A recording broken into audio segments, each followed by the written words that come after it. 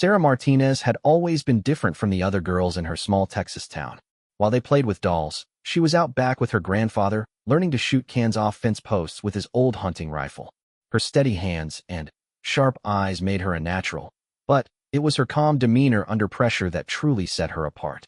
When her younger brother fell from a tree and broke his arm, 8-year-old Sarah didn't panic. She applied pressure to stop the bleeding, improvised a splint from nearby branches, and stayed with him until help arrived.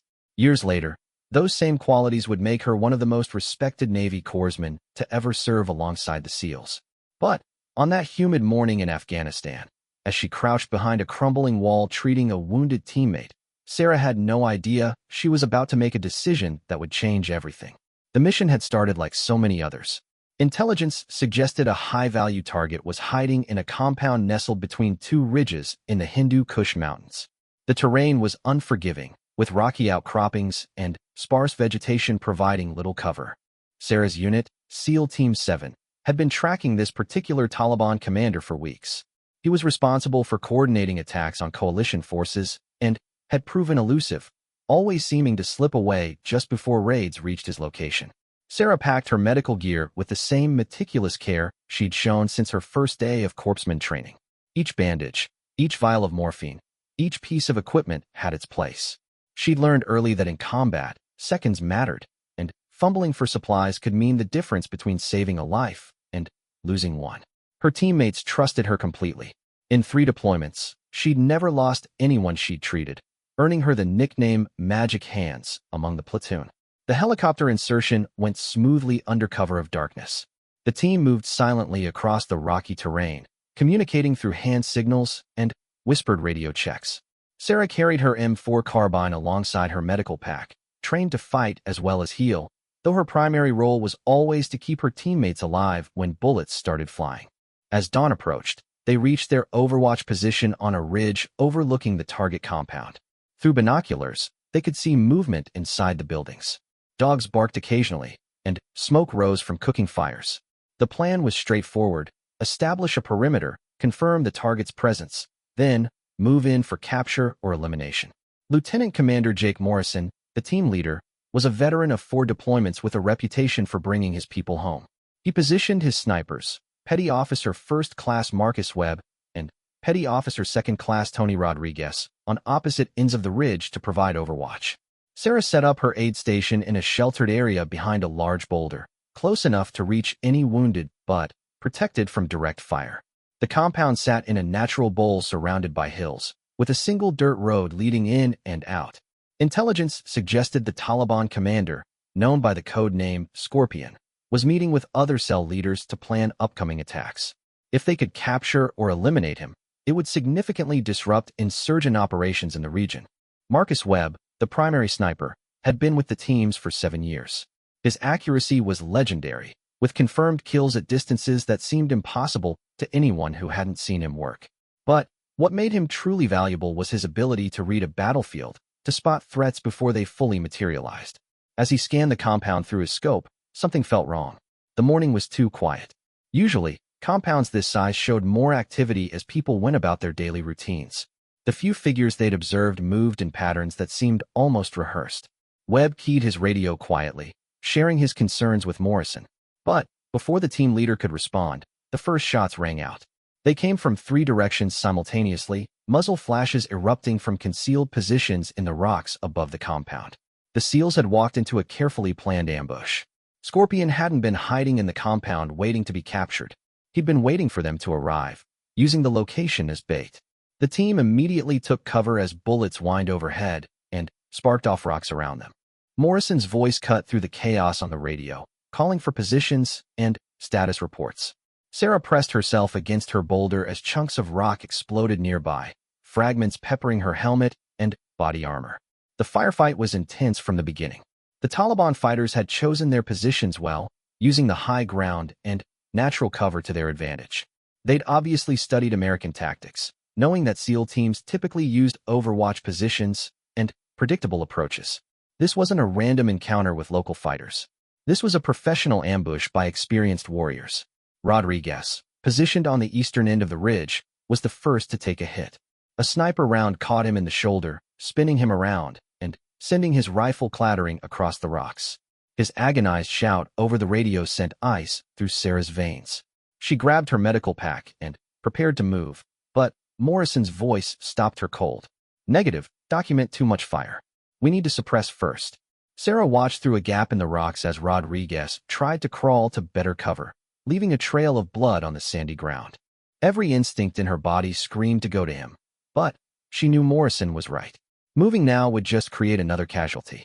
She keyed her radio with trembling fingers. Rodriguez, can you apply pressure to the wound? Negative, came the pained reply. Can't reach it. Bleeding pretty good. Webb was returning fire with his sniper rifle, trying to locate and eliminate the enemy marksman who'd hit Rodriguez. But the Taliban fighters were well concealed and disciplined, only exposing themselves for quick shots before disappearing back into the rocks. Each time Webb thought he'd found a target, it vanished before he could get a clean shot. The other team members were spread across the ridge, each taking cover where they could find it. Petty Officer James "Tank" Thompson was behind an outcropping to Sarah's left, his machine gun chattering as he laid down suppressive fire. Petty Officer David Chun was further down the ridge, trying to flank one of the enemy positions. Minutes stretched like hours in a gunfight. Sarah monitored the radio chatter while staying ready to move the instant it was safe. Rodriguez's breathing was becoming labored, and she could hear the pain in his voice when he reported his status. She'd treated enough gunshot wounds to know that shoulder wounds could be deceptively serious, especially if they hit major arteries or damaged lung tissue. Morrison was coordinating their response, calling for close air support while trying to maintain accountability of his team's positions. But air support was 20 minutes out, and Rodriguez might not have 20 minutes. The decision of when to risk moving to treat him would ultimately be Morrison's, but Sarah was already calculating routes and distances, planning her approach. Then, everything changed in an instant. Webb's voice came over the radio, tight with urgency. I'm hit. Scope's destroyed. Can't see the target. The enemy sniper had finally found him. The shot had been precise, shattering Webb's rifle scope and sending metal fragments into his face. He wasn't dead, but he was out of the fight, and their primary overwatch was gone. Without Webb's covering fire, the enemy fighters became bolder, increasing their rate of fire and starting to maneuver for better positions. Sarah could see the tactical situation deteriorating rapidly. Rodriguez was bleeding out, Webb was effectively blind, and the enemy was gaining the upper hand. Morrison's voice on the radio was calm but urgent as he tried to coordinate a withdrawal while keeping his wounded teammates covered. That's when Sarah noticed something that would change the course of the battle. Webb's damaged rifle lay just 10 feet from her position, knocked from his hands when the scope exploded. The rifle itself was undamaged, just the optic destroyed. And Sarah knew that rifle intimately. She'd grown up shooting similar weapons with her grandfather, and during downtime between missions, Webb had often let her practice with his equipment. More importantly, she could see what Webb couldn't from his position lower on the ridge. The enemy sniper who'd been causing so much damage was partially exposed in a rocky outcrop about 400 meters away. He was repositioning for another shot, probably targeting Morrison or one of the other team members. The distance wasn't impossible. Her grandfather had taught her to make shots at that range on deer and elk back in Texas. The wind was minimal, and she could calculate the bullet drop needed. But she was a medic, not a sniper. Her job was to save lives, not take them. Rodriguez's labored breathing over the radio made the decision for her. If she didn't do something now, she was going to lose a teammate. And if that sniper kept picking off her team members, she might lose several. Without hesitating further, Sarah dropped her medical pack and scrambled the few feet to Webb's rifle. The weapon was heavier than her usual M4, built for precision rather than close combat. She could hear Morrison shouting questions over the radio, trying to understand what was happening, but she ignored everything except the target in her scope. The enemy sniper was still there, partially concealed behind a rock formation, but with enough of his torso exposed for a shot. Sarah controlled her breathing the way her grandfather had taught her decades ago, let her heart rate slow, and gently squeezed the trigger. The .308 round traveled the distance in under a second. Through the scope, Sarah saw the enemy fighter jerk backward and disappear from view. She'd made the shot, but there wasn't time to celebrate or even process what she'd just done. Another enemy position opened up with automatic weapons fire, forcing her to roll back behind cover. The difference was immediate, though. Without their primary sniper, the Taliban fighters were less coordinated, their fire less precise. Morrison's voice cut through the radio chatter.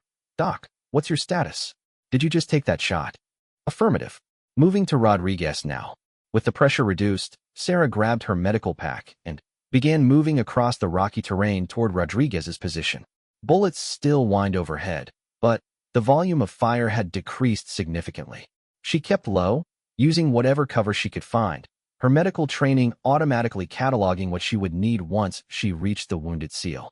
Rodriguez was conscious, but pale when she reached him, his uniform soaked with blood around the shoulder wound. Sarah immediately began her assessment, cutting away fabric to expose the injury. The bullet had entered just below his shoulder blade and exited through the front, missing major arteries, but causing significant tissue damage and blood loss. You're going to be fine, she told him as she worked, applying pressure bandages and starting in 4-line to replace lost fluids. Just a through. You'll have some scars to impress girls with. Rodriguez managed a weak smile. Did you really just drop that sniper, Doc? Let's worry about keeping you alive first. We can talk about shooting later. As Sarah worked, the firefight continued around them, but the enemy's effectiveness had been greatly reduced. Webb, despite his damaged eyesight, was able to provide some covering fire with his sidearm. Tank's machine gun kept enemy heads down while Chun continued his flanking movement. Within 10 minutes, Sarah had Rodriguez stabilized and ready for evacuation. The helicopter was inbound, and Morrison was coordinating the extraction while maintaining security. But, as they prepared to move, Sarah noticed movement in her peripheral vision. A new threat was emerging from a concealed position even closer than the original sniper nest. This fighter was armed with a rocket-propelled grenade, and he was lining up a shot at their extraction helicopter, still several minutes from arrival. If he succeeded, not only would they lose their ride home, but the helicopter crew would be killed as well. Sarah looked at Webb's rifle, still lying where she'd left it after the first shot. The new target was closer, maybe 250 meters, but the angle was difficult. The fighter was using a rocky depression for cover, exposing only his head and shoulders. Without hesitation, Sarah picked up the rifle again. This shot would be even more challenging than the first, but the alternative was unacceptable. She found a stable shooting position, controlled her breathing, and lined up the crosshairs. The second shot was as clean as the first. The enemy fighter dropped immediately, his RPG falling harmlessly into the rocks beside him. The immediate threat to their helicopter was eliminated. Morrison's voice on the radio was filled with a mixture of amazement and respect. Outstanding shooting, document. 2 for 2. As the helicopter arrived and they began loading Rodriguez for evacuation, Sarah finally had a moment to process what had just happened. She'd crossed a line that many medics never crossed, moving from saving lives to taking them. But, looking at Rodriguez, alive and stable in the helicopter, she knew she'd made the right choice. Webb, his face bandaged but his spirit intact, grabbed her arm as they climbed into the aircraft. Doc, I've never seen shooting like that under combat conditions. You just saved all our lives. The helicopter lifted off, carrying them away from the battlefield and towards safety. Below, the remaining Taliban fighters had withdrawn, their ambush having failed despite their careful planning. As Sarah looked down at the rocky terrain where the firefight had taken place, she realized that everything had changed in those few crucial minutes. She was still a medic, still dedicated to saving lives and healing the wounded. But now she was something else as well. She was a sniper, proven under the most extreme conditions possible. The SEALs around her looked at her differently now, with a new level of respect and understanding. Morrison caught her eye as the helicopter flew toward their base. We need to talk when we get back, document. What happened today changes things. Sarah nodded, understanding the implications. She'd proven herself capable of precision shooting under combat conditions, something that couldn't be taught or faked. It was a skill that the teams desperately needed, especially in the mountainous terrain of Afghanistan where long-range engagements were common. As they flew over the Afghan countryside, Sarah thought about her grandfather and the lessons he'd taught her on their family ranch. He'd always said that shooting was about more than just hitting targets. It was about discipline, patience, and making the right decision at the right moment. Today, she'd honored those lessons in a way he never could have imagined. The helicopter began its descent toward their forward operating base, and Sarah could see other members of SEAL Team 7 waiting on the landing pad. Word of what had happened would spread quickly through the special operations community. A Navy corpsman who could make precision shots under combat stress was exactly the kind of asset that every team leader wanted. But, for Sarah, the most important thing was that all her teammates were coming home alive. Rodriguez would recover fully, Webb would get his vision checked, and probably return to duty, and the mission, while not accomplished as planned, had ended without any friendly casualties. As the helicopter touched down and medical personnel rushed to help with Rodriguez, Sarah gathered her equipment and prepared to face whatever came next. She'd started the day as a medic who could shoot. She was ending it as something entirely new, something the Navy didn't quite have a name for yet.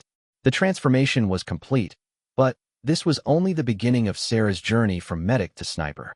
The SEALs never forgot what happened that day on the ridge, and neither would she. 3 days after the ambush, Sarah found herself sitting across from Lieutenant Commander Morrison in a small briefing room at Forward Operating Base Chapman. The walls were covered with maps of the region, target photos, and intelligence reports. Steam rose from 2 cups of coffee between them, the bitter smell mixing with the lingering odor of gun oil and dusty equipment that seemed to permeate every building on the base. Morrison studied Sarah with the same intensity he used when planning missions. His weathered face bore the marks of 7 deployments across Iraq and Afghanistan, and his gray eyes had seen enough combat to make most people flinch. But Sarah met his gaze steadily, the same calm demeanor that had served her well in medical emergencies, now helping her navigate this unexpected career crossroads. "Doc, I've been in the teams for 12 years, Morrison began, setting down his coffee cup with deliberate care. "I've worked with some of the best shooters in the world. What you did 3 days ago wasn't just good shooting. It was exceptional shooting under conditions that break most people." Sarah remained quiet, understanding that Morrison was building towards something important. She'd learned long ago that when senior enlisted or officers took the time to really talk to you, it usually meant your life was about to change direction. "We've got a problem," Morrison continued. "We're losing too many good shooters to injuries, transfers, and end of enlistment. The terrain here in Afghanistan demands long-range precision, and, frankly, we don't have enough people who can make the shots when it counts. What you did proves you have the natural ability, but ability isn't enough. You'd need serious training." The offer hung in the air between them. Sarah understood the implications immediately. Navy corpsmen weren't typically trained as snipers. The 2 roles had different responsibilities, different mindsets, different career paths. She'd spent 4 years learning to save lives, becoming expert at trauma medicine and emergency care. Now Morrison was suggesting she learn to take lives with surgical precision. "What would that look like, sir?" she asked, her voice steady despite the magnitude of what they were discussing. Morrison leaned forward, his expression intense. "It would mean cross-training. You'd keep your medical responsibilities, but you'd also undergo sniper training with our best instructors. It's never been done before, but then, again, we've never had a corpsman who could make combat shots like yours." The conversation was interrupted by a knock on the door. Petty Officer First Class Webb entered, his face still bearing bandages from the scope fragments, but his eyes clear and alert. Behind him came Chief Petty Officer Mike Gunny Patterson, the team's senior sniper instructor and a legend in the special operations community. Patterson was a quiet man who spoke through actions rather than words. His reputation was built on an incredible combat record and an ability to teach precision shooting that bordered on the mystical. SEALs from other teams often requested transfers just to work with him. When Patterson talked about shooting, everyone listened. "Sir," Webb said, addressing Morrison but glancing at Sarah with obvious respect. Chief Patterson wanted to observe Doc's shooting before any decisions were made. Patterson stepped forward, his weathered hands carrying a rifle case. "Ma'am, I've heard about what happened on the ridge. With your permission, I'd like to see your shooting for myself. Not in combat, just on the range." Sarah nodded, understanding this was essentially an audition. Patterson's opinion would carry enormous weight in any decision about her future training. If he didn't think she had the potential to become an effective sniper, the conversation would end here. 20 minutes later, they stood on the base's improvised rifle range, a series of targets set at various distances against the backdrop of Afghanistan's mountainous horizon.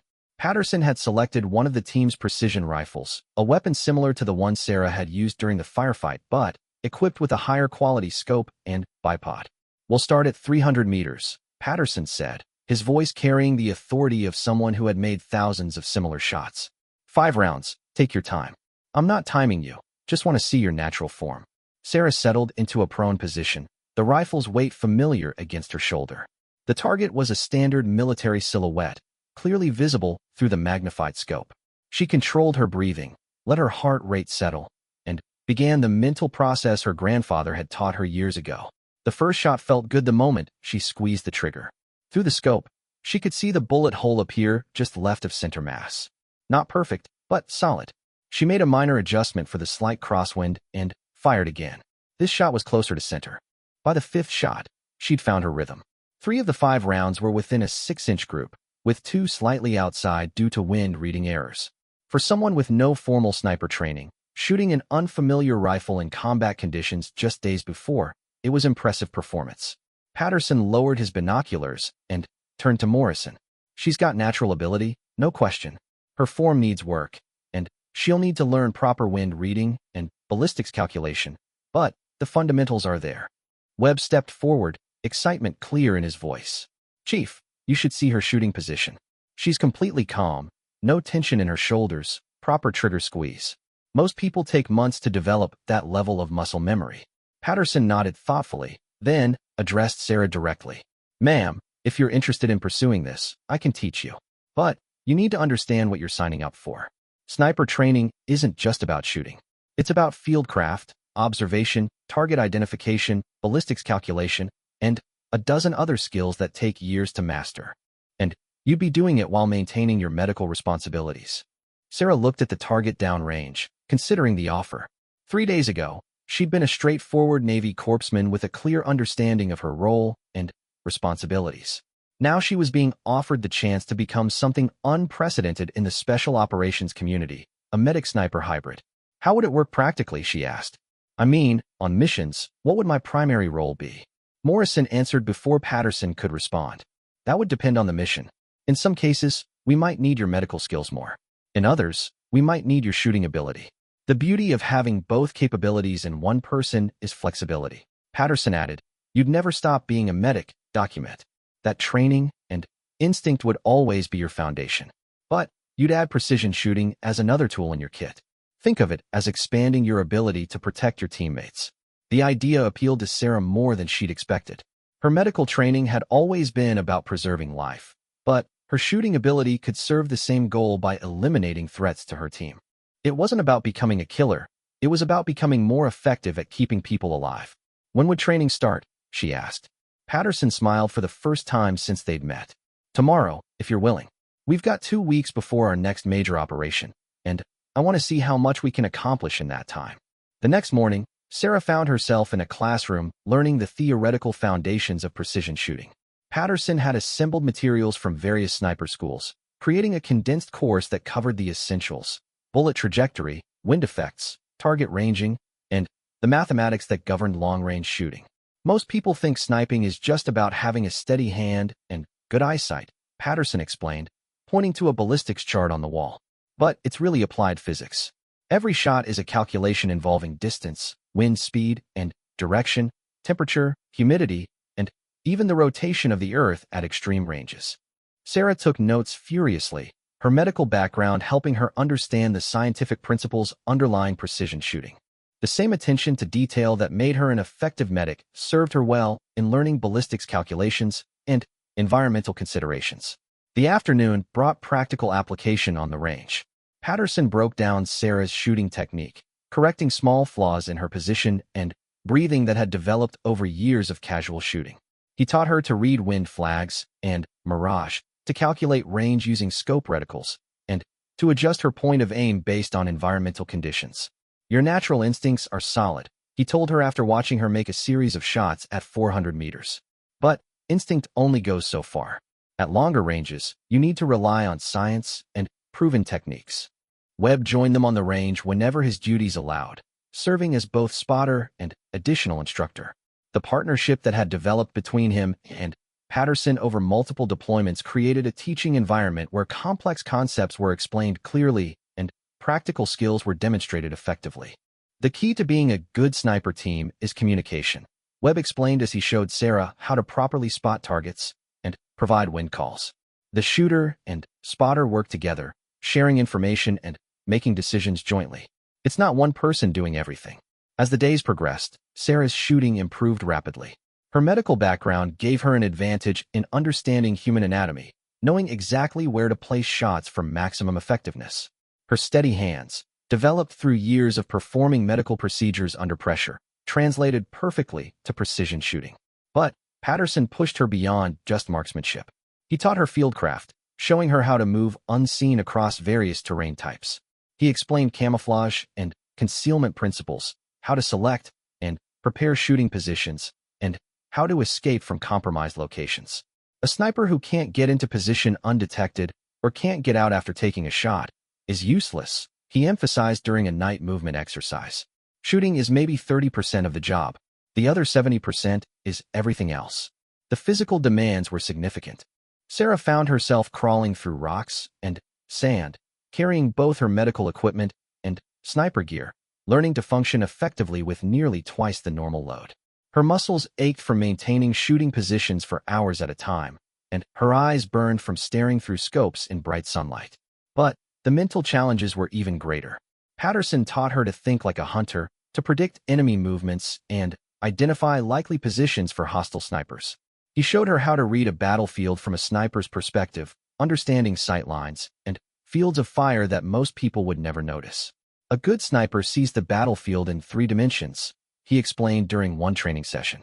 You have to think about elevation angles, dead space, and concealment from multiple viewpoints simultaneously. Sarah's medical training provided unexpected advantages in some areas. Her understanding of human physiology helped her predict how wounded enemies might behave. Her experience with stress management techniques allowed her to maintain calm focus during long periods of observation. Morrison visited their training sessions regularly, observing Sarah's progress and discussing integration challenges with Patterson. The question of how to effectively employ a medic sniper remained largely theoretical, but her rapid skill development was making it a practical concern. She's ahead of where most students are after 6 weeks of formal sniper school, Patterson reported after Sarah's first week of training. Her shooting is approaching professional standards, and her fieldcraft is developing quickly. Webb added his own assessment. What impresses me most is her tactical thinking. She doesn't just see targets, she sees threats and opportunities.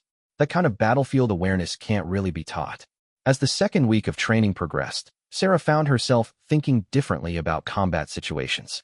She began automatically identifying potential sniper positions whenever she moved around the base. She studied the surrounding hills, noting sight lines and fields of fire that could be used by either friendly or hostile forces. The transformation was more than technical. Her confidence grew with each successful shot and each newly mastered skill. She began to see herself not just as a medic who could shoot, but as a genuine dual-capability operator who could contribute to missions in multiple ways. Patterson's final evaluation took place on a complex range that simulated battlefield conditions. Sarah had to identify and engage multiple targets at varying distances while dealing with wind, elevation changes, and time pressure. She also had to demonstrate her ability to move between positions and provide medical care under simulated combat stress. Outstanding performance, Patterson concluded after she'd successfully completed the course. You're not fully trained yet. That will take years of experience. But you're ready for operational employment in the right circumstances. Morrison reviewed the training reports with obvious satisfaction. Sarah had exceeded everyone's expectations, demonstrating not only natural ability but the dedication and mental toughness required for precision shooting. More importantly, she'd maintained her medical proficiency throughout the intensive shooting instruction. The question now was how to employ these new skills operationally. SEAL teams typically had established sniper pairs, and introducing a third person with dual responsibilities would require tactical adaptations. But given the ongoing personnel shortages and Sarah's proven abilities, it was a challenge worth addressing. We've got a mission coming up that might be perfect for testing this concept, Morrison told Patterson and Sarah during their final training briefing. Intelligence suggests multiple high-value targets in a compound that's going to require both medical support and precision shooting capabilities. Sarah felt ready for whatever challenge lay ahead. The intensive training had given her confidence in her shooting abilities while reinforcing her medical skills. She understood that she was about to become part of an operational experiment that could change how the Navy employed corpsmen in special operations units. Patterson shook her hand as they concluded the training program. Doc, you've got the potential to be an exceptional sniper. But remember, Your medical training is what makes you unique. Don't lose sight of that foundation. As Sarah packed her gear for the upcoming mission, she reflected on how much had changed in just 2 weeks. She'd entered the training as a medic who'd made 2 lucky shots under combat conditions. She was leaving as a qualified precision shooter with the skills to contribute to mission success in ways she'd never imagined. The SEALs around her had accepted her transition with typical professional respect. They judged people by performance, not by conventional job descriptions. Sarah had proven she could shoot when it counted, and that was all that mattered to them. But the real test would come on the next mission, when she'd have to integrate both skill sets under operational conditions. The training had prepared her technically, but only combat experience would prove whether a medic sniper could function effectively in the chaotic environment of special operations warfare. The pre-mission briefing took place in the secure planning room at Forward Operating Base Chapman, where maps covered every available wall surface and satellite imagery provided detailed views of their target area. Sarah sat between Webb and Patterson, her dual role creating an unusual seating arrangement that reflected the experimental nature of what they were about to attempt. Lieutenant Commander Morrison stood before a large aerial photograph of a compound nestled in a valley 40 kilometers northwest of their current position. The target, codenamed Viper's Nest, was believed to house 3 high-value targets involved in coordinating attacks against coalition forces throughout the region. Intelligence indicates the compound is home to Khalil Rahman, a Taliban commander responsible for the IED network that's been hitting our convoys, Morrison began, pointing to various structures visible in the photograph. Also present are his bomb maker, a man called the Engineer, and a courier who carries communications between different cells. Sarah studied the imagery carefully, automatically identifying potential sniper positions and medical evacuation routes while Morrison continued his briefing. The compound consisted of several buildings arranged around a central courtyard, with high walls providing security and concealment. The surrounding terrain was typical Afghan mountain country, rocky and sparse, offering both challenges and opportunities for approaching forces. The mission profile has changed significantly due to our personnel situation, Morrison explained, his tone indicating the unusual nature of what he was about to propose.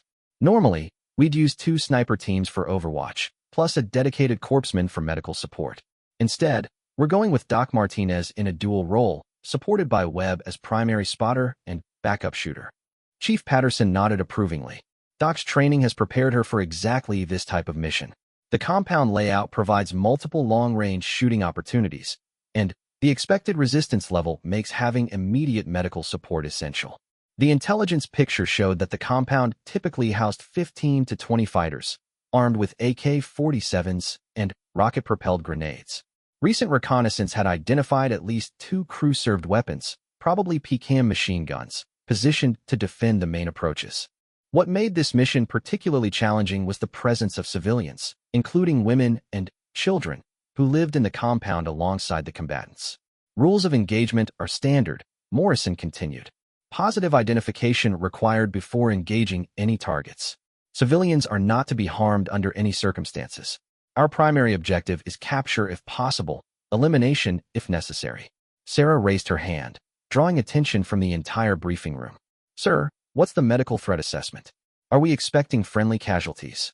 Morrison exchanged glances with the intelligence officer, a young lieutenant who'd been monitoring enemy communications for weeks.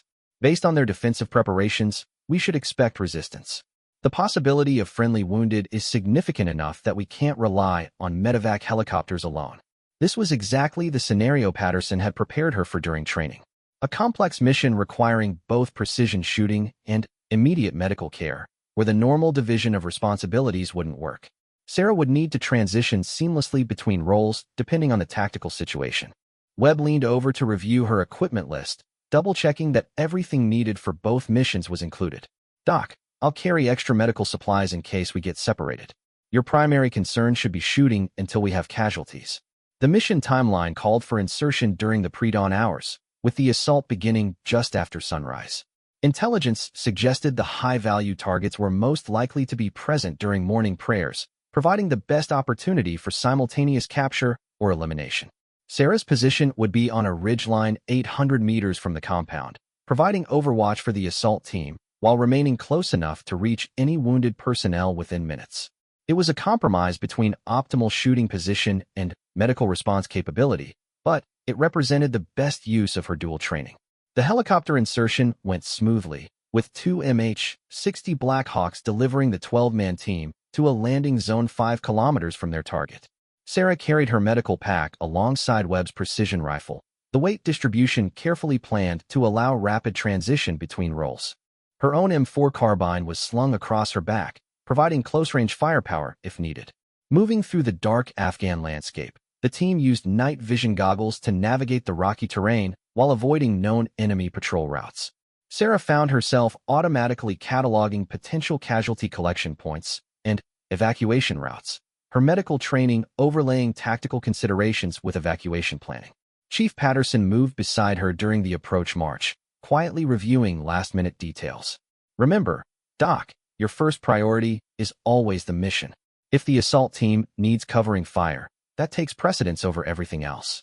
Medical treatment comes after the immediate threat is neutralized. They reach their overwatch position an hour before dawn, giving them time to establish proper shooting positions and conduct final equipment checks. Sarah set up her aid station in a sheltered area behind the main firing position, close enough to provide immediate support, but protected from return fire. Through her rifle scope, she could see the compound clearly as morning light gradually illuminated the valley below. Several figures moved around the courtyard, and smoke rose from cooking fires as the inhabitants began their daily routines. Everything appeared normal, with no indication that the residents suspected an impending attack. Webb settled into his spotter position beside her, using a high-powered spotting scope to identify potential targets and assess wind conditions. 800 meters, light crosswind from the east, temperature 62 degrees, he reported quietly into his radio microphone. The assault team moved into position around the compound, using natural cover and predetermined routes to avoid detection. Morrison's voice came through their earpieces, coordinating the final approach and ensuring everyone was ready for the simultaneous assault on multiple buildings. Overwatch, this is actual.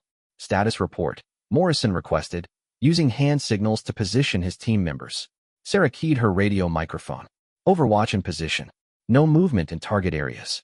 Standing by. The compound erupted into activity at exactly 0630 hours. The assault team breached the main gate, while simultaneously blowing holes in the compound walls, creating multiple entry points and preventing organized resistance. Flashbang grenades detonated inside the buildings, followed immediately by the sharp crack of rifle fire. Through her scope, Sarah tracked individual fighters as they emerged from buildings and attempted to establish defensive positions. Her first target appeared in a second-story window, clearly armed and aiming at the assault team below. The shot was clean and precise, dropping the fighter immediately. Good hit, Webb confirmed, already scanning for additional threats. Second target, northwest corner, behind the woodpile. Sarah shifted her aim, found the target, and fired again. Another clean hit. The coordination between shooter and spotter was seamless, the result of countless hours of training and Webb's experience with multiple partners. The assault continued below, with periodic radio reports indicating progress through the compound. But the resistance was heavier than expected, and Morrison's voice carried increasing urgency as his team encountered more fighters than intelligence had predicted. Contact, East Building. Multiple hostiles, crew-served weapon. Request immediate suppression. Came the call from Staff Sergeant Rodriguez, who had recovered from his previous wound and returned to duty. Sarah could see the PCAM machine gun position through her scope, partially concealed behind sandbags, but with the gunner exposed enough for a precision shot. The distance was challenging, nearly the maximum effective range for her rifle, and wind conditions had increased as the morning progressed. Webb called the shot parameters: 875 meters, wind 2 minutes right, elevation +4 clicks. Sarah made the adjustments and controlled her breathing, waiting for the machine gunner to present a clear target. When he rose to traverse his weapon toward the assault team, she took the shot. The bullet found its mark, silencing the crew-served weapon and allowing the assault team to continue their advance. But the firefight was far from over. More fighters appeared from concealed positions, and the assault team found themselves engaged in close-quarters combat throughout the compound. Radio chatter increased as teams reported contact and requested support. That's when everything changed. Tank Thompson's voice came over the radio, tight with pain and urgency. I'm hit. I'm hit. Need immediate medical attention. Sarah's medical training took over instantly. She could hear from Tank's voice that this was serious, not a minor wound that could wait for extraction. Through her scope, she could see him taking cover behind a low wall, blood visible on his leg. Webb, I need to move to Tank's position, she said, already beginning to pack her medical gear. Webb grabbed her arm. Doc, there are still hostile shooters out there. If you move now, you'll be exposed to fire from at least 2 positions. Sarah looked through her scope again, identifying the threats Webb was referring to. 2 enemy fighters had positioned themselves to prevent exactly the kind of rescue attempt she was planning. They were waiting for someone to try to reach the wounded American. The tactical situation demanded a choice between her 2 roles. As a sniper, she needed to eliminate the threats preventing medical evacuation. As a medic, she needed to reach Tank immediately before blood loss became life-threatening. In normal circumstances, these would be handled by different people. Today, she had to do both. Webb, can you handle suppressive fire on the eastern position? She asked, her mind racing through possible solutions. Affirmative. But you'll still be exposed from the north. Sarah studied the northern enemy position through her scope. The fighter was well concealed, but had to expose himself periodically to maintain observation of Tank's position. If she could time her movement correctly and eliminate him during one of those exposures, she could reach Tank with minimal risk. She lined up the shot and waited. Patience was crucial now. Rushing would get both her and Tank killed. After what seemed like hours but was probably only minutes, the northern fighter raised his head to check Tank's position. Sarah's shot was perfect. The threat disappeared immediately, leaving only the eastern position for Webb to suppress. Without waiting for confirmation, she grabbed her medical pack and began moving down the rocky slope toward the compound. The terrain was treacherous, loose rocks, and steep angles that threatened to send her tumbling into the valley below. But her training had prepared her for this, and she moved as quickly as possible while maintaining control and avoiding exposure to enemy fire. Webb's rifle cracked repeatedly behind her as he engaged the remaining threat, his shots keeping the eastern fighter pinned down while Sarah covered the distance to Tank's position. Radio chatter continued around her, but she filtered out everything except information directly related to her movement and Tank's condition. She reached Tank's position just as he was beginning to show signs of shock. The wound was worse than it had initially appeared, with the bullet having severed a major artery in his thigh. Blood loss was significant, and his pulse was becoming rapid and weak. Tank, I'm here. You're going to be fine, she said, immediately beginning trauma care procedures while staying low to avoid enemy fire. Just stay with me and let me work. Sarah applied a tourniquet above the wound site, stopping the arterial bleeding before it could become fatal. She started in 4-line to replace lost fluids and administered pain medication to keep Tank conscious and functional. Her movements were automatic, muscle memory taking over while her conscious mind tracked the tactical situation around them. Doc, how's Tank? Morrison's voice came through the radio as the assault team continued clearing buildings. Stable for now, but I need evacuation within 30 minutes, she replied, applying pressure dressings to the wound site. Arterial damage, significant blood loss. He's not going to walk out of here. The problem was that Tank's position was still under observation from enemy forces, and moving him would require exposing both of them to fire. The assault team was making progress, but clearing the entire compound would take time they didn't have. Webb's voice crackled through her earpiece. Doc, I've got another shooter in the northwest tower. He's got a clear shot at your position if you try to move Tank. Sarah looked up at the tower Webb was referring to, barely visible through the compound's maze of buildings and walls. The distance was extreme, probably over 900 meters, and she was in an awkward position with limited shooting support. But Tank was starting to fade despite her medical treatment. The blood loss had been severe, and field medicine could only do so much. If they didn't evacuate him soon, she was going to lose him regardless of her efforts. Webb, can you take the tower shot? She asked, knowing the answer before he responded. Negative. Wrong angle from my position. You're the only one who can see him clearly. Sarah looked at her medical equipment, then at her rifle, then at Tank's pale face. The decision was impossible, but necessary. She had to eliminate the threat before she could safely evacuate her patient. Using Tank's position for support, she lined up a shot at the distant tower. The range was at the absolute limit of her rifle's effective capability, and shooting from an unsupported position made accuracy extremely difficult. But Tank's life depended on making this shot. The bullet seemed to hang in the air forever before finding its target. Through her scope, Sarah saw the enemy fighter fall backward, his rifle clattering down the tower stairs. The threat was eliminated. Outstanding shot, Doc, Webb called over the radio. Clear to move. Sarah helped Tank to his feet, supporting most of his weight while moving toward the evacuation point. The assault team had secured most of the compound by now, and 2 of the 3 high-value targets were either captured or confirmed dead. The helicopter evacuation went smoothly, with Tank stable enough for transport to the military hospital at Bagram Air Base. As they lifted off from the landing zone, Sarah finally had a moment to process what had just happened. She'd functioned in both roles seamlessly, transitioning from precision shooter to combat medic and back again as the tactical situation demanded. More importantly, she'd saved Tank's life through a combination of medical skill and marksmanship that wouldn't have been possible with traditional role separation. Morrison's after-action report would emphasize the success of the dual-role concept, noting that Sarah's performance had directly contributed to mission accomplishment and force preservation. The experiment had worked better than anyone had dared to hope. But, for Sarah, the most important measure of success was Tank's recovery. The doctors at Bagram confirmed that her field treatment had been exactly right, and that any delay in medical attention would have been fatal. Her shooting had made the medical treatment possible, and her medical training had made the shooting worthwhile. The SEALs never forgot what happened that day in the valley. Sarah had proven that the artificial boundaries between military specialties could be crossed without losing effectiveness in either area. She'd become something new in the special operations community, a warrior healer whose skills complemented each other rather than competing.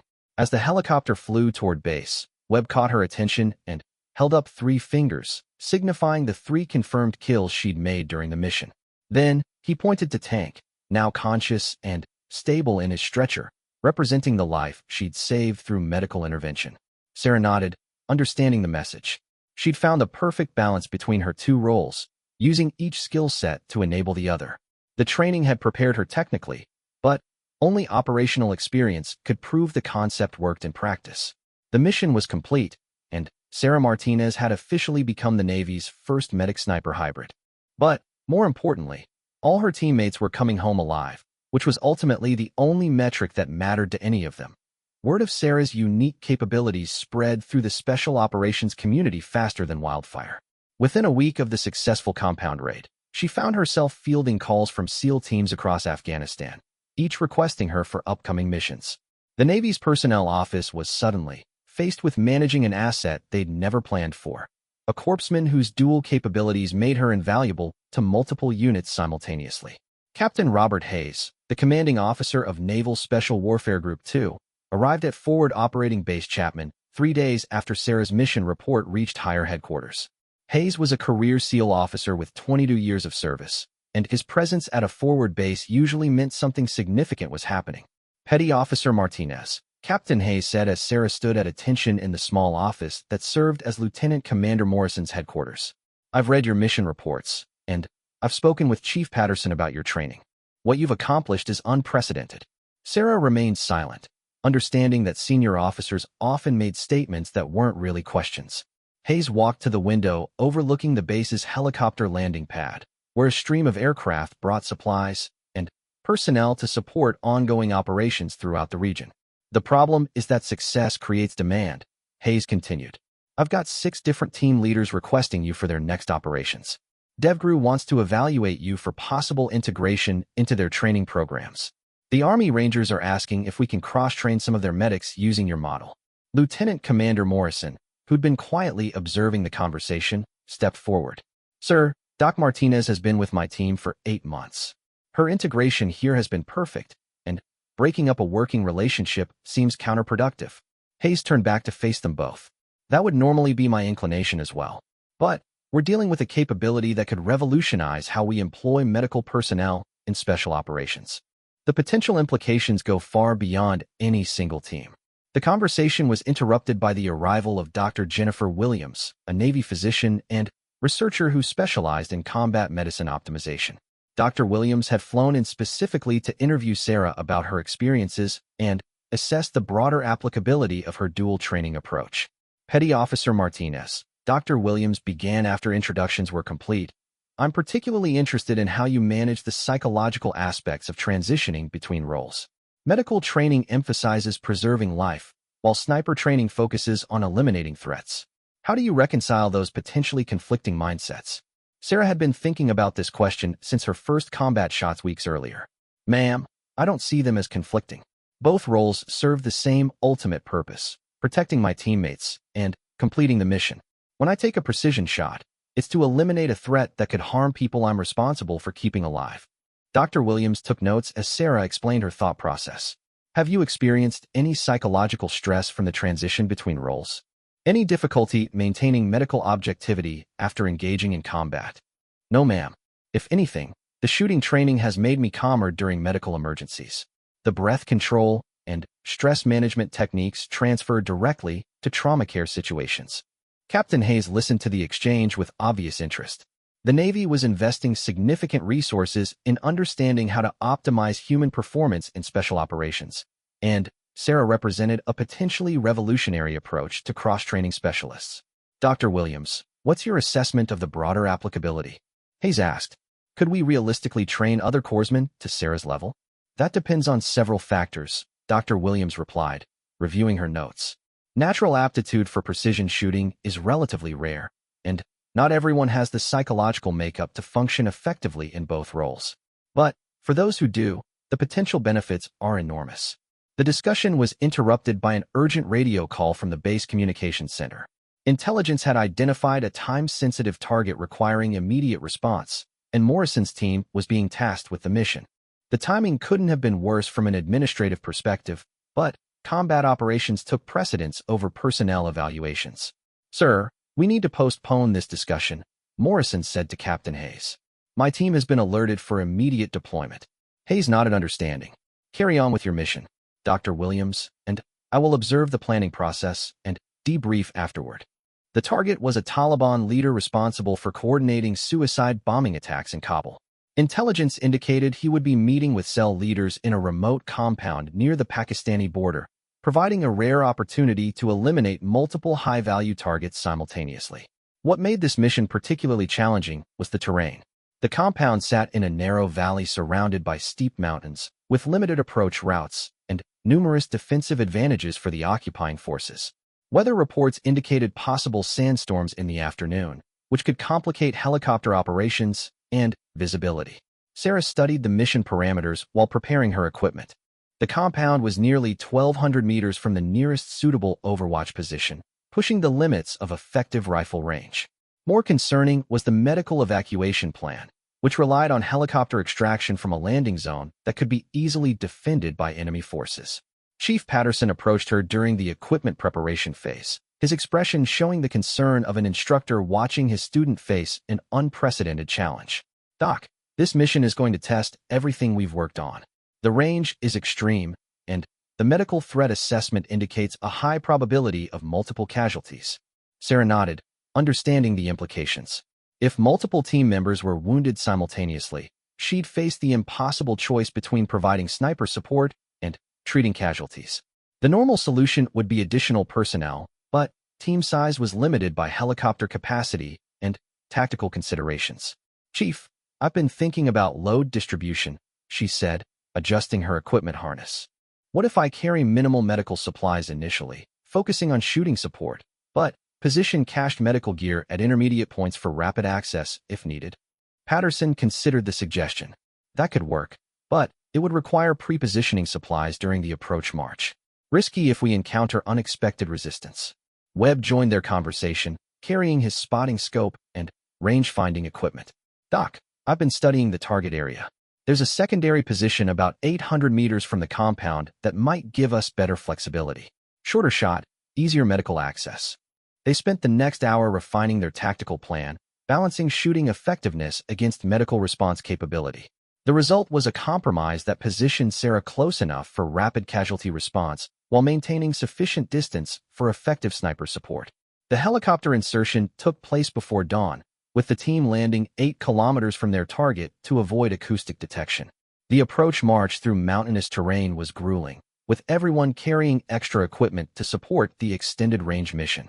Sarah moved through the darkness with confidence born from months of similar operations, but she could feel the weight of expectation from the observers back at base. Captain Hayes and Dr. Williams would be monitoring radio traffic and reviewing after-action reports, looking for evidence that her dual training approach could be replicated across the special operations community. The team reached their overwatch positions just as morning light began illuminating the target valley. Through her rifle scope, Sarah could see the compound clearly, noting defensive positions and fields of fire that would affect both the assault plan and potential evacuation routes. Multiple vehicles in the compound, Webb reported quietly. Looks like the intelligence was accurate about the meeting. Morrison coordinated final preparations while Sarah established her shooting position and aid station. The dual setup required careful positioning to allow rapid transition between roles, but her training with Patterson had taught her to organize equipment for maximum efficiency. The assault began with precision strikes against known defensive positions, Sarah's rifle eliminating sentries, and crew-served weapon operators before they could effectively respond. Her shooting was flawless, each shot precisely placed to neutralize threats while avoiding civilian casualties. But the enemy response was more sophisticated than previous missions. Instead of fighting from static positions, they used coordinated movement and suppressive fire to complicate targeting opportunities. Smoke grenades obscured vision, and disciplined fire teams maneuvered to flank the assault force. Contact left.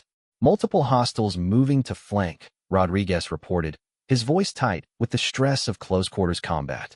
Sarah shifted her attention to the flanking movement, identifying individual targets through the smoke and confusion. Her shots were methodical and precise, each one eliminating a specific threat to her teammates below. Webb provided continuous updates on wind conditions and target identification, their partnership functioning flawlessly under pressure. The breakthrough moment came when Sarah spotted an enemy leader coordinating the defensive response from a concealed position behind the compound's main building. The shot was extremely challenging, requiring her to thread a bullet through a narrow gap between structures at maximum effective range. Doc, that's the primary target, Webb confirmed through his spotting scope. Range 1180 meters, wind 2 minutes left, moving target. Sarah tracked the figure through her scope, waiting for the optimal moment when movement and wind conditions aligned. When the shot opportunity presented itself, she took it without hesitation. The bullet found its mark, and the coordinated enemy resistance collapsed almost immediately. The assault team secured the compound rapidly after the enemy leader was eliminated, capturing 2 high-value targets and recovering significant intelligence materials. But the mission's success was overshadowed by a call that every combat medic dreads. Medic, we need a medic here now. The voice belonged to Chun, and the urgency indicated a serious casualty situation. Sarah grabbed her medical pack and moved rapidly down the slope toward the compound, leaving her sniper position for what she hoped would be the last time during this mission. The terrain was treacherous in daylight, loose rocks, and steep angles that required careful attention to avoid injury. She found Chun kneeling beside Thompson, who had taken shrapnel from an improvised explosive device hidden inside one of the buildings. The wounds were severe, with multiple fragment impacts across his torso and evidence of internal bleeding. Tank, can you hear me? Sarah asked as she began her trauma assessment, her hands automatically performing the procedures she'd practiced hundreds of times. Thompson's eyes focused on her with obvious relief.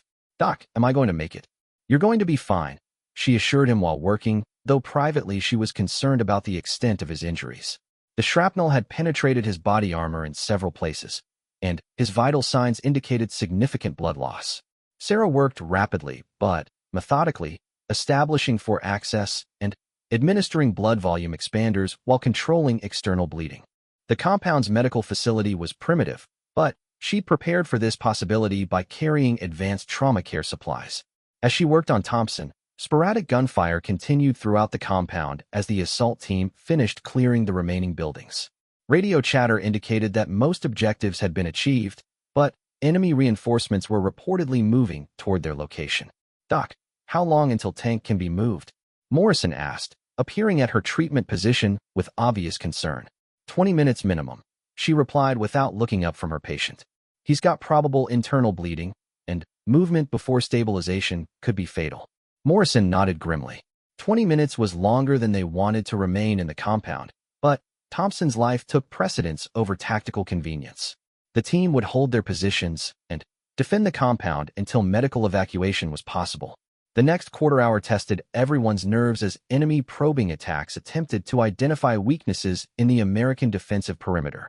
Sarah continued treating Thompson while listening to radio reports of increasing enemy activity in the surrounding area. Webb had remained at the overwatch position, providing sniper support for the extended extraction. His rifle cracked periodically as he engaged targets attempting to approach the compound, buying time for Thompson's medical treatment. "Doc, we've got movement on the eastern ridge," Webb reported over the radio.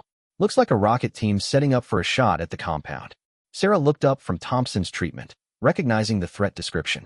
An RPG team at that range could devastate the compound and kill everyone inside, including her patient who couldn't be moved yet. The tactical problem was clear, but seemingly impossible to solve. She couldn't leave Thompson to engage the rocket team, but Webb's position didn't have a clear shot at the eastern ridge. If the enemy succeeded in launching their attack, Thompson would die regardless of her medical treatment. "Webb, what's the range to the rocket team?" she asked into her radio microphone. "Approximately 900 meters, partially concealed position. I can see them, but can't get a clear shot angle." Sarah looked at Thompson, whose condition was stabilizing but remained critical. Leaving him now would be a violation of everything she'd been taught as a medic. But allowing the rocket team to attack would kill him along with everyone else in the compound. She made the hardest decision of her career. "Morrison, I need someone to monitor Tank's vital signs. I have to take that shot." Morrison appeared instantly, understanding the impossible situation Sarah faced. "I've got Thompson covered. Do what you need to do." Sarah grabbed her rifle and moved to a position where she could see the eastern ridge. The shot was at the absolute limit of her capabilities, complicated by the angle and the need to engage multiple targets quickly. But Thompson's life, along with everyone else in the compound, depended on stopping that rocket attack. Through her scope, she could see 3 enemy fighters setting up their RPG launcher. They were partially concealed behind rocks, but head and shoulder shots were possible if she could work quickly enough to engage all 3 before they could react. Her first shot dropped the rocket gunner immediately. The second eliminated the assistant gunner as he tried to take over the weapon. The third fighter attempted to flee, but Sarah's shot found him before he could escape with intelligence about their position. "Threat eliminated," she reported over the radio while moving back to Thompson's position. "How's my patient?" Morrison looked up with obvious relief. "Stable. Your 4 placement and blood volume replacement worked. He's ready for evacuation." The helicopter extraction proceeded smoothly, with Thompson stable enough for transport to the advanced medical facility at Bagram Air Base. Sarah accompanied him during the flight, monitoring his condition and adjusting treatment as needed. As they flew toward medical care, Thompson grabbed her hand with surprising strength. "Doc, I heard what you did. You saved all of us, not just me." Sarah squeezed his hand in return. That's what teammates do for each other. Captain Hayes was waiting at the hospital when they arrived, having monitored the entire mission through radio intercepts.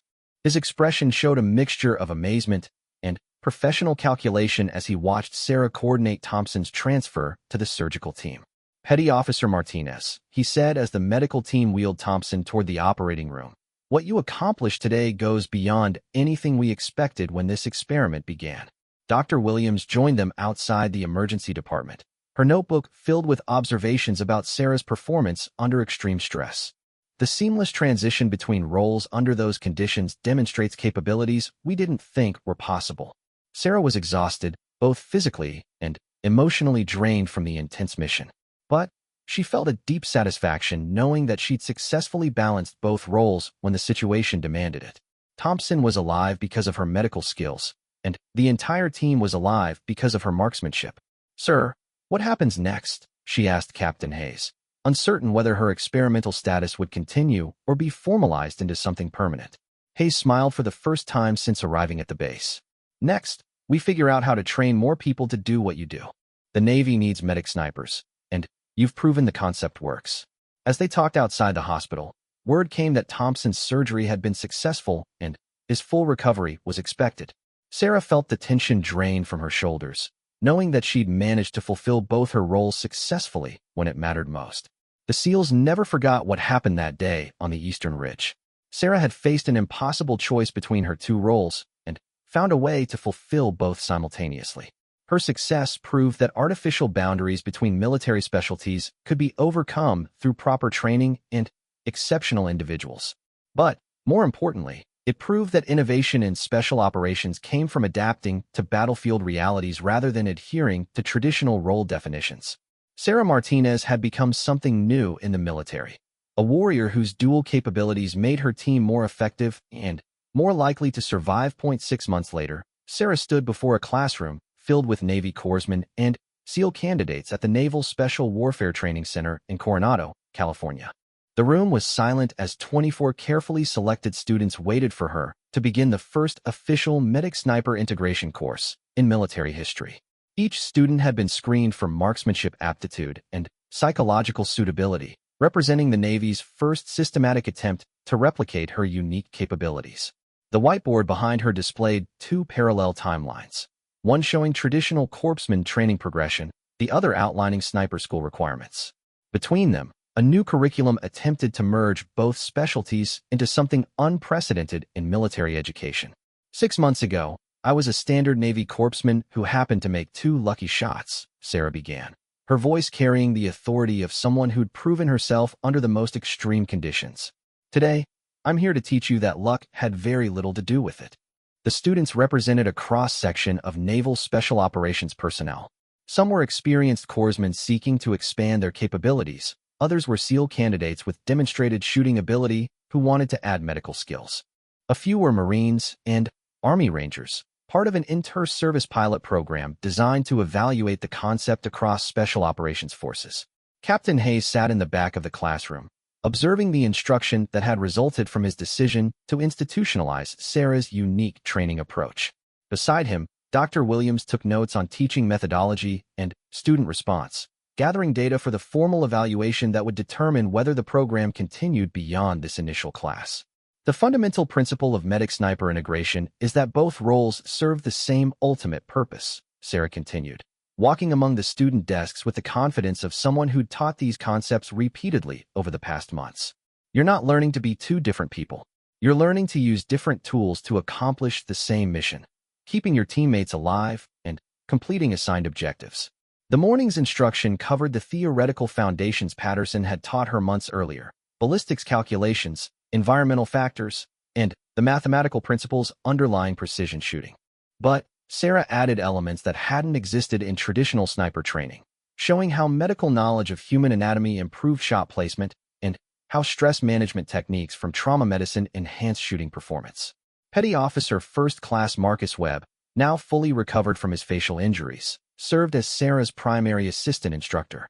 The partnership that had developed during combat operations translated perfectly to the training environment, with Webb providing technical expertise while Sarah demonstrated practical applications. The psychological integration is the most challenging aspect, Webb explained to the students during a break between classroom sessions. Most people think of shooting and healing as opposite activities.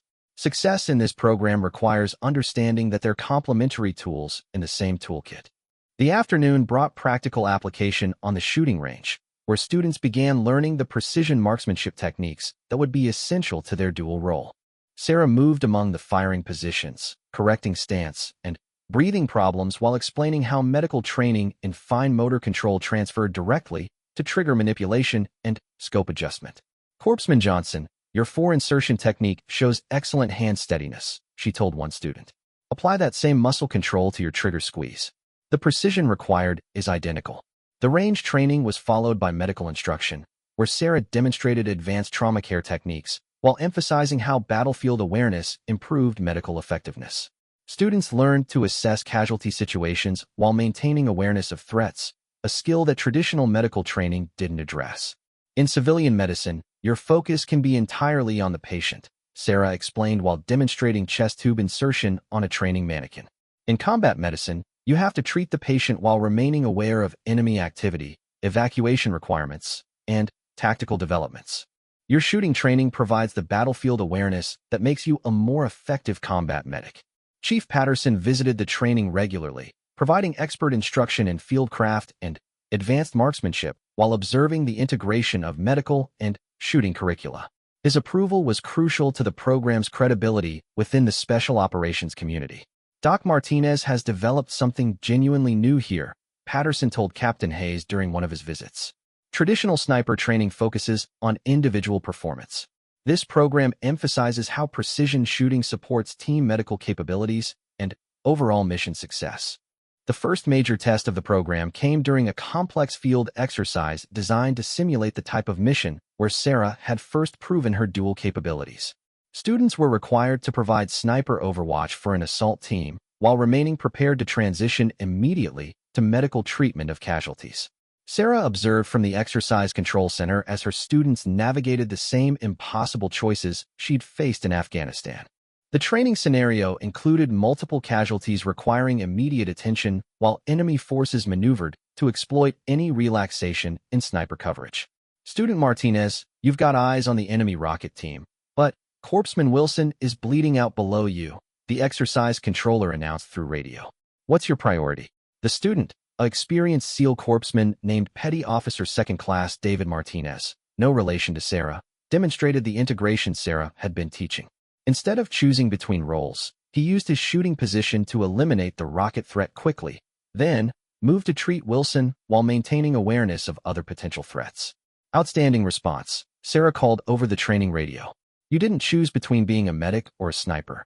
You used both skill sets to solve the tactical problem. The exercise concluded with all training objectives achieved and no simulated casualties lost to inadequate medical care. More importantly, the students had demonstrated that Sarah's approach could be successfully taught to others with proper instruction and sufficient practice. Captain Hayes reviewed the exercise results with obvious satisfaction. Dr. Williams, what's your assessment of the program effectiveness? Dr. Williams consulted her evaluation data before responding. Student performance exceeds our most optimistic projections.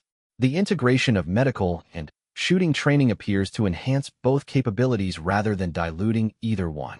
The success of the training program led to expanded implementation across Naval Special Operations Forces. Within a year, every SEAL team had at least one medic sniper qualified corpsman, and demand for the training exceeded the Navy's ability to provide instruction. Sarah found herself promoted to Chief Petty Officer and assigned as the program's senior instructor, responsible for developing advanced curricula and training additional instructors. Her office walls displayed letters of commendation from mission commanders who'd employed medic snipers successfully in combat operations across multiple theaters. But the most meaningful recognition came from her former teammates in SEAL Team 7, who'd been the first to benefit from her unique capabilities. They'd established an annual award recognizing innovation in special operations medicine, named in honor of the medic who'd changed how the Navy thought about combat medical support. Tank Thompson, fully recovered from his combat injuries, presented the first award at a ceremony attended by senior officers from across the special operations community. Doc Martinez didn't just save my life, he said to the assembled audience. She proved that artificial boundaries between military specialties limit our effectiveness and endanger our people. Webb, now serving as Sarah's deputy in the training program, added his own perspective. What Sarah accomplished went beyond individual heroism.